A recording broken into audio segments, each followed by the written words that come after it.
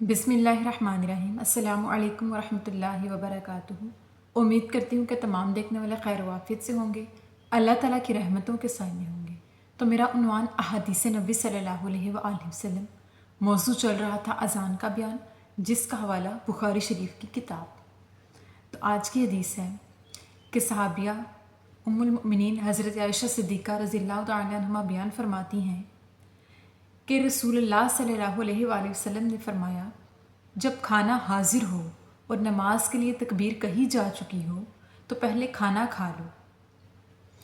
इसी तरह एक दूसरी हदीस मुबारका में हज़रत आयशा सिद्दीक़ा बयान फरमाती हैं कि उनसे पूछा गया कि रसूलुल्लाह सल्लल्लाहु अलैहि वसल्लम घर में क्या किया करते थे, तो उन्होंने फरमाया कि रसूलुल्लाह सल्लल्लाहु अलैहि वसल्लम घर में घरवालियों की खिदमत किया करते थे, यानी घर के काम काज में हमारा हाथ बटाया करते थे।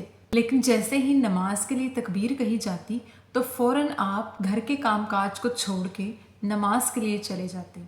सुबहान अल्लाह।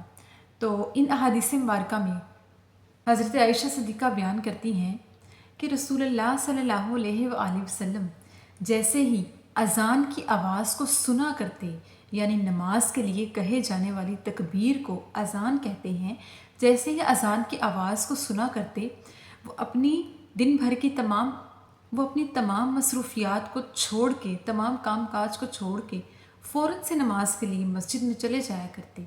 और इसी तरह एक दूसरी हदीस मुबारका में फरमाया कि आका अलैहिस्सलाम ने फरमाया कि अगर खाना हाजिर हो और नमाज की तकबीर यानी अज़ान हो जाए तो तुम खाना खा लो और तसल्ली से खाने के बाद नमाज के लिए जाओ।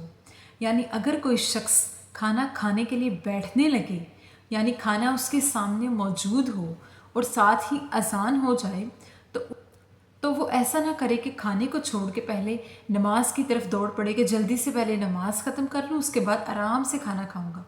ऐसा नहीं करना चाहिए, बल्कि इस हदीस मुबारका से यह साबित होता है कि तसल्ली से पहले खाना खा लिया जाए, उसके बाद नमाज के लिए रवाना हो जाए। हज़रत अनस बिन मालिक एक और हदीस मुबारका में इस बात की तफसील बयान करते हुए बताते हैं कि रसूलुल्लाह सल्लल्लाहु अलैहि वसल्लम ने फरमाया कि खाने के हाजिर होते हुए तुम नमाज के लिए जाकर नमाज में बदमज़गी पैदा ना करो, यानी तसल्ली से खाना खा लो और बाद में नमाज अदा करो।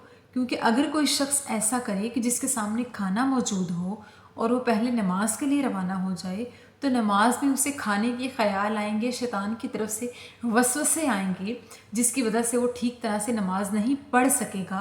तो इसी तरह रसूलुल्लाह सल्लल्लाहु अलैहि वसल्लम ने फरमाया कि नमाज में जल्दबाजी नहीं करनी चाहिए, नमाज को तसल्ली और सुकून के साथ अदा करना चाहिए, क्योंकि वो अल्लाह की इबादत है और हमारी रूह की ग़िज़ा है।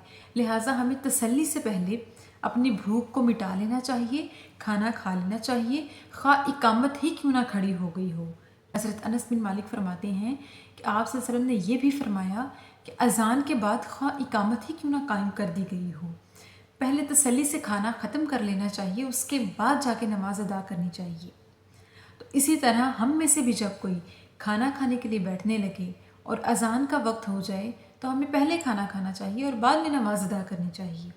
भूख की खातिर या जल्दी खाना खाने की खातिर हम नमाज को जल्दबाजी से ख़त्म ना करें, नमाज को सुकून और तसल्ली से अदा करना चाहिए। इसके पहले हदीस में बयान हुआ कि अगर कोई शख्स दुनिया के कामों में मसरूफ़ है तो वो उसी वक्त छोड़ के मस्जिद की तरफ रवाना हो जाए।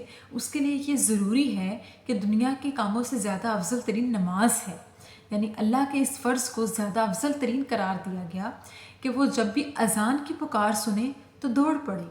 इसी तरह जब खाना हासिल हो तो पहले खाना खाना चाहिए और बाद में नमाज अदा करनी चाहिए। तो अल्लाह पाक से दुआ है कि अल्लाह पाक हमें सही मानों में हमें मोमिनीन बनाए, रसूलुल्लाह सल्लल्लाहु अलैहि वसल्लम के अहकामात की पैरवी करने की तौफीक अता फरमाए। आमीन सुम्मा आमीन। शुक्रिया।